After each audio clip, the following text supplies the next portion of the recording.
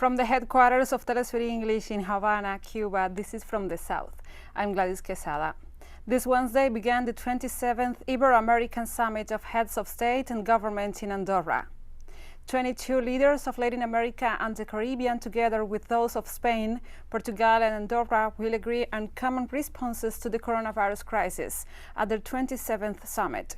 In the opening plenary, United Nations Secretary General Antonio Guterres said from New York that the world was witnessing a growing and unacceptable inequality in the access to vaccines.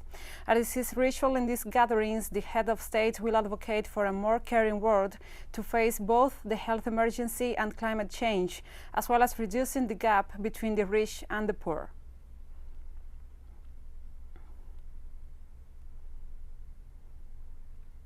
The government of Chile sent to the Constitutional Court the request to annul the bill that will allow the population to access its pension funds to mitigate the impact of the pandemic.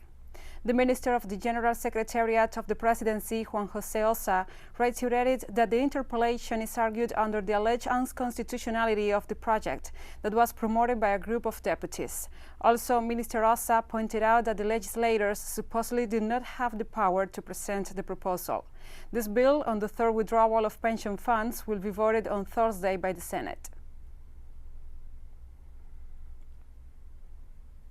The Party for the Democracy of Chile rejected the government's position and affirmed its commitment to defend the project of the third withdrawal of 10% of pension funds.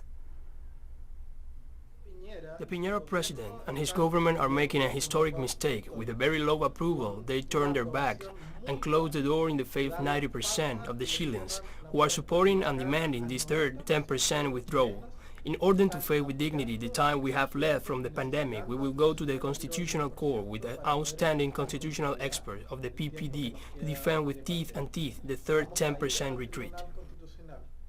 In Ecuador, the Lenin-Moreno government announced a 15% increase in passenger transport fares to stop the transportation strike that began on Monday.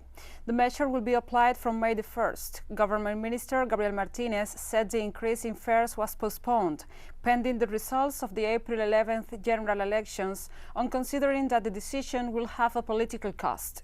Transport associations called the word stoppage on Monday due to the rise in fuel prices and the lack of resources to sustain operations, among other demands. After reaching an agreement with the government, the National Federation of Public Transport lifted the strike action, which was initially called to last for at least 48 hours.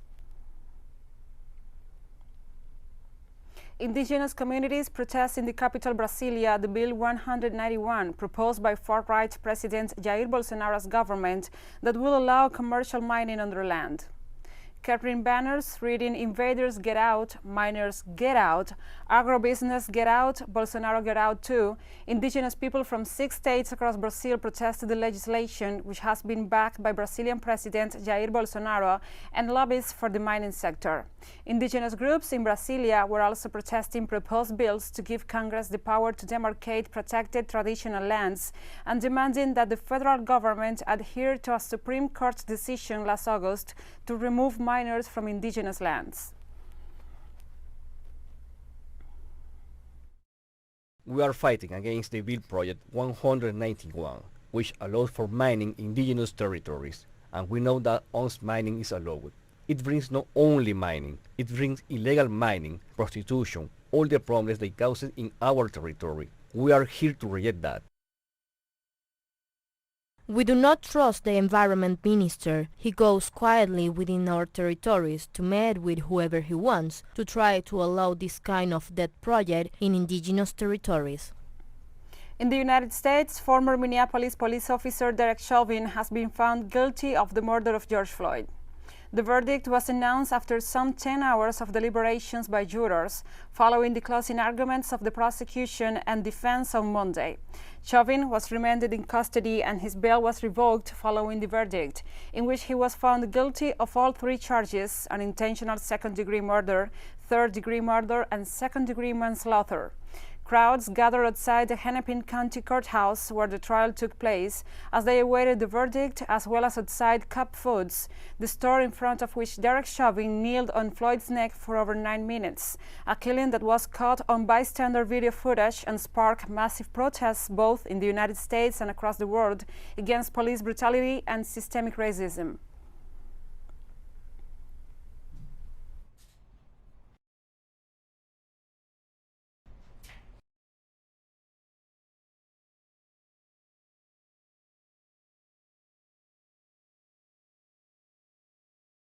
We, the jury, in the above entitled matter as to count 1, unintentional second-degree murder while committing a felony, find the defendant guilty. This verdict agreed to this 20th day of April 2021 at 1:44 p.m. Signed, juror foreperson, juror number 19. Same caption, verdict count 2. We, the jury, in the above entitled matter as to count 2, third-degree murder, perpetrating an eminently dangerous act, find the defendant guilty. This verdict agreed to this 20th day of April 2021 at 1:45 p.m. Signed by jury foreperson, juror number 19. Same caption, verdict count 3. We, the jury, in the above entitled matter as to count 3, second-degree manslaughter, culpable negligence, creating an unreasonable risk, find the defendant guilty. This verdict agreed to this 20th day of April 2021 at 1:45 p.m. We, the jury, in the relief. There was so much just anxiety and so much just pressure from what I felt like could be a powder keg type situation, and hopefully that is just relieved now. I'm just happy for my city. Overwhelmed, I'm grateful, I'm relieved, so I feel grounded, I can feel my feet on the concrete. I'm super grateful that this is the verdict and that we can now move to the next case with joy and hope and optimism and strength. That's what I'm grateful for right now. And we'll be right back after this very short break, so don't go away.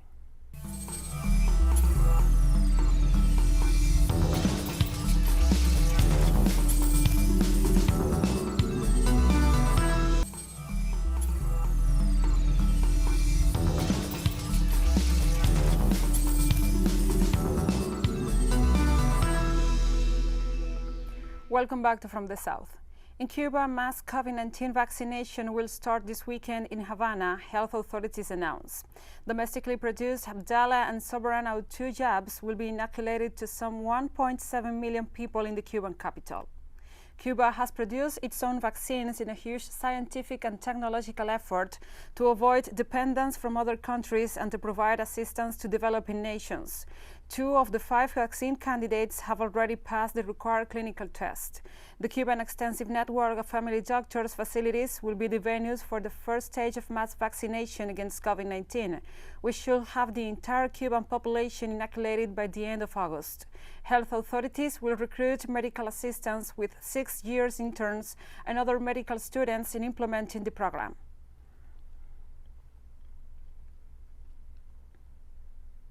Argentina will be the first country in Latin America to produce the Russian Sputnik V vaccine against the novel coronavirus. Full production of the drug is expected to begin in June. According to the Russian Fund for Direct Investment, the first batch of vaccines will be sent to the Gamaleya Research Institute in Russia for quality control. After approval that they meet the requirements, Argentina will be able to export the doses to other countries in South and Central America. Argentina was the first Latin American country to authorize the use of Sputnik V vaccine and began vaccinations with the shots on December 29th. President Alberto Fernandez has highlighted that the Russian vaccine has shown excellent results and stressed that its manufacture in Argentina represents a great opportunity in the fight against the pandemic, not only for his own country, but for the entire region.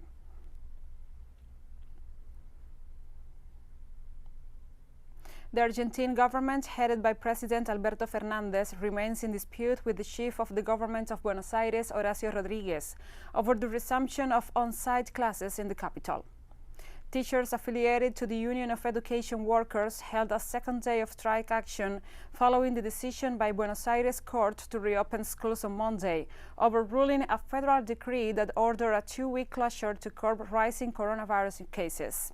Meanwhile, the Supreme Court of Justice declared on Monday that it had jurisdiction to rule on the request to declare the presidential decree unconstitutional, meaning the Argentine government has 5 days to justify its position before the top court. In the meantime, parents, students, and teachers of Buenos Aires are left in a state of uncertainty in the face of the contradictory positions of the federal government and the Buenos Aires mayor's office, which is in the hands of the right-wing opposition.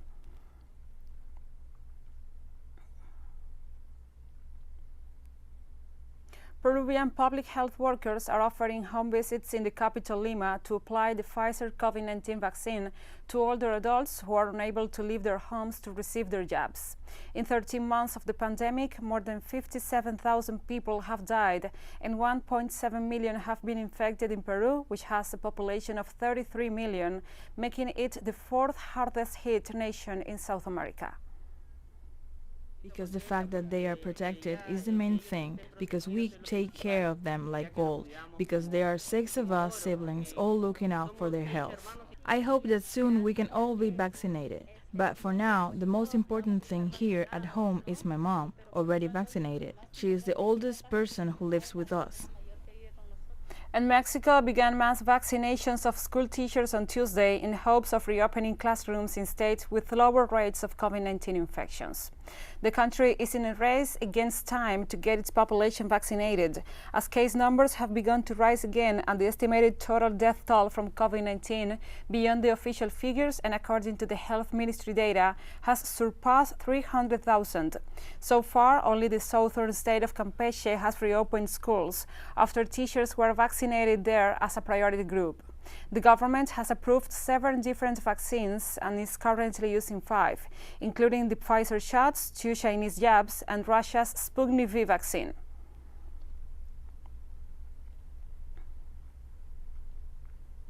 And India registered a world record of coronavirus cases and fatalities this Wednesday. With 2,023 people dead in the last 24 hours and almost 300,000 new cases, India registered the highest rise in the world. According to the India Ministry of Health, today's data add up to a total of more than 182,000 deaths since the start of the pandemic, the worst numbers recorded so far in the country. India is also facing its worst moments in terms of spread. With these numbers increasing rapidly in recent weeks, India surpasses the first wave of the disease, when cases reached close to 200,000 in one day last September. And 22 COVID-19 patients at a hospital in India died on Wednesday when the oxygen supply to their ventilators was disrupted by a leak. The tragedy comes as India battles severe shortages of medical supplies during a fierce second wave of coronavirus infections.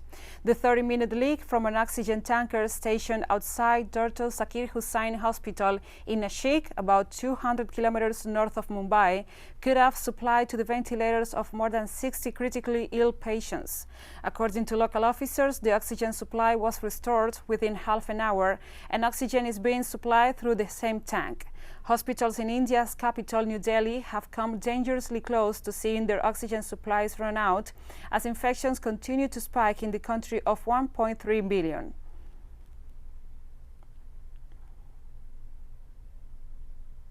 The Saudi-backed self-proclaimed Yemeni government began a coronavirus vaccination campaign on Tuesday that will last for 12 days, according to the Ministry of Health. The campaign will cover almost 320,000 health workers, the elderly, and people with chronic diseases. It is being implemented with the support of the World Health Organization, UNICEF, and the Saudi Arabian King Salman Center for Relief and Humanitarian Action. Yemen received more than 360,000 doses of the AstraZeneca vaccine at the end of March, and a new batch of the vaccine is expected to arrive this month. Authorities have reported over 5,800 cases and more than 1,000 deaths since the beginning of the pandemic, but experts believe the real figures are likely to be much higher as the country remains embroiled in the conflict.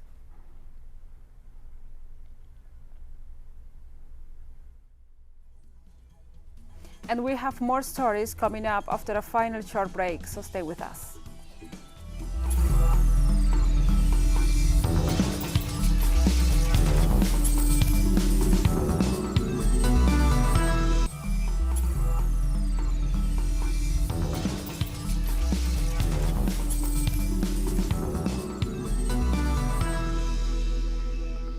Welcome back to From the South.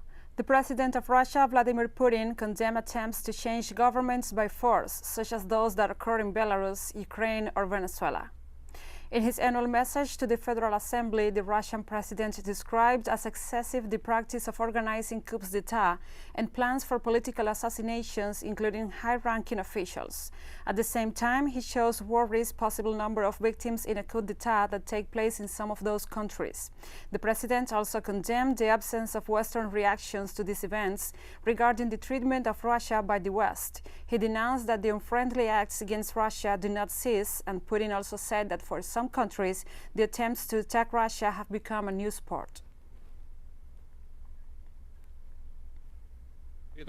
You can have any opinion about, for example, the former president of Ukraine, Volodymyr Yanukovych, or the president of Venezuela, Nicolás Maduro, have any point of view about the president of Belarus, Alexander Lukashenko, or the practice of organizing coups, plans for political assassinations, including those of high-ranking officials, exceed all limits. Russian President Vladimir Putin went to warn that Moscow will continue to give tit-for-tat responses to the coercive measures imposed by Western powers. He also urged the West not to cross the red line with Russia. In some countries, they have started an obscene custom of blaming Russia for anything, like it was some kind of sport. We behave extremely restrained. We could say without irony, modest, we often do not respond at all, not only for the hostility of action, but also to outright rudeness. If someone takes our good intention as indifference or weakness and is willing to burn or even blow up bridges, he should know that Russia's response will be asymmetric, fast and tough. I hope that no one will think of crossing the red line with Russia, and where this line will be, in every particular case, we will determine it ourselves. President Vladimir Putin on Wednesday vowed that Russia, one of the world's major producers of oil and gas, will do its part to fight climate change. We must respond to the challenges of climate change, adapt agriculture, industry, housing and utilities, the entire infrastructure, and create an industry for the utilization of carbon emissions, achieve a reduction in their volumes and introduce strict control and monitoring.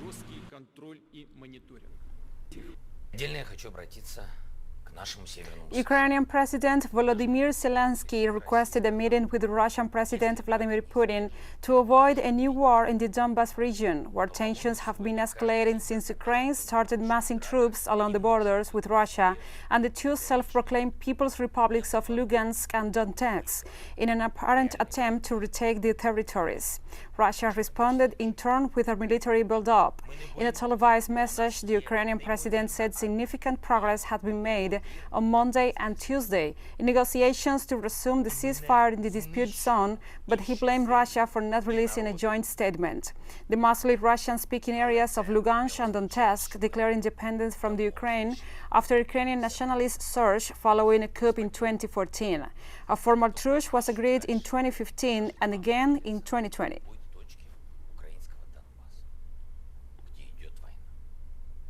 The Organization for the Prohibition of Chemical Weapons, OPCW, approved on Wednesday a resolution to deprive Syria of its rights and privileges before this organization.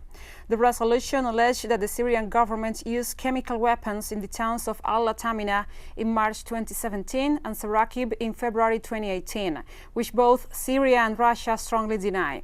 The draft resolution introduced by France was approved with 87 votes in favor and 15 against, including Russia, and 34 abstentions at the 25th session of the Conference of Member States in The Hague.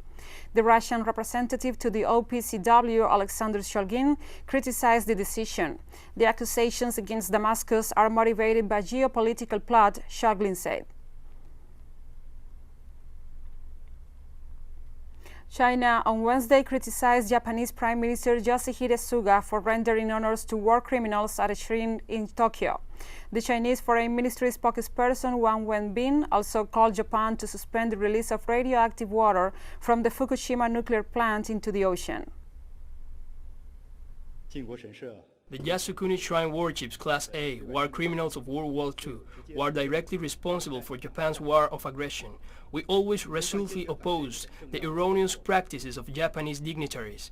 China urges Japan to adhere to the principles of the 4 political documents of China and Japan, effectively implement the 4-point consensus between the two sides, face up to and deeply reflect on the history of aggression, draw a clear line with militarism, and take practical action to gain the trust of its Asian neighbors and the international community. It has been 10 years since the Fukushima nuclear power plant accident, and it's still bringing continuous harm to the surrounding ecological environment, which shows that the disposal of radioactive nuclear elements is very complex and difficult. At the same time, it also shows that the authenticity of the so-called safe disposal claimed by Japan and unilateral information and data provided by Japan needs attention and verification.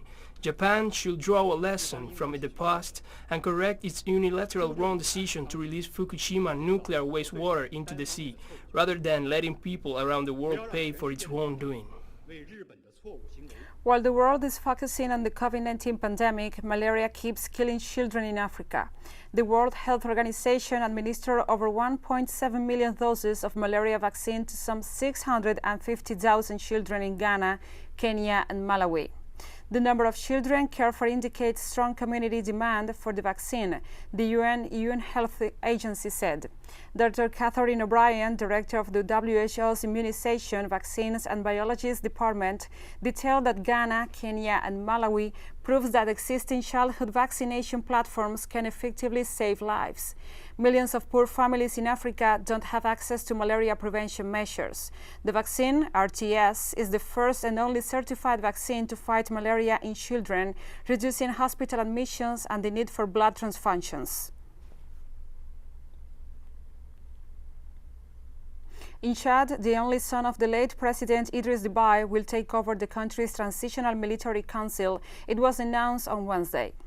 In addition to the functions of Chief Magistrate, Mahamat Idriss Déby, who holds the rank of general, will be the Supreme Chief of the Armed Forces, the presidency posted on its website.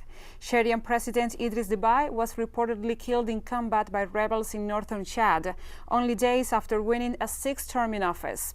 His son appointed 14 generals to the ruling military council until new elections take place. No date has yet been announced for the vote. The death of President Déby, who had been in power since 1990, increased uncertainty in this impoverished, landlocked country of Central Africa.